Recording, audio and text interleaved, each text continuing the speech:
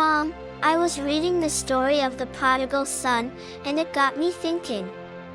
Why did the younger son decide to leave his father's house and spend all his money on wild living? And why did the father forgive him so easily when he returned? Sure, sweetie. The prodigal son is a parable told by Jesus that teaches us about the grace and mercy of God. What's a parable? A parable is a story that is told to teach a spiritual lesson. In this case, the story of the prodigal son is meant to teach us about God's love for us and His willingness to forgive us no matter how far we have strayed. So what happens in the story? The story is about a man who has two sons. The younger son asks his father for his inheritance early and goes off to a faraway country, where he squanders all his money on wild living. Eventually, a famine comes over the land and he finds himself starving and desperate. What does he do then? The prodigal son decides to go back to his father and ask for forgiveness.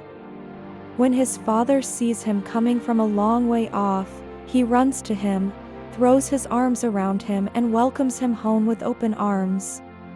He even throws a big feast to celebrate his son's return. What about the older son? The older son gets angry and refuses to come to the feast. He thinks it's not fair that his father is celebrating his younger brother's return after he squandered his inheritance. But the father tells him that they must celebrate because his brother was lost and is now found. So what's the lesson in this story? The lesson is that God's love and forgiveness are available to everyone, no matter how far we have strayed. Even when we mess up and make bad choices, God is always waiting for us to turn back to Him.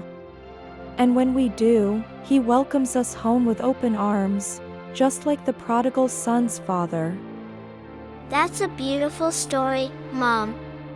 But what about the older son? Why was he so upset? The older son represents the Pharisees and religious leaders who were upset that Jesus was spending time with sinners and tax collectors. They thought it wasn't fair that Jesus was showing grace and mercy to people who had strayed from God. But Jesus was teaching them that God's love and forgiveness are available to everyone, not just the religious elite. I see. So the story is not just about the prodigal son, but also about the father's love and the older son's attitude. Exactly. The story teaches us that God's love and forgiveness are available to all, and that we should not judge others for their past mistakes or bad choices. We should always be ready to forgive and show grace to others, just like God has shown us.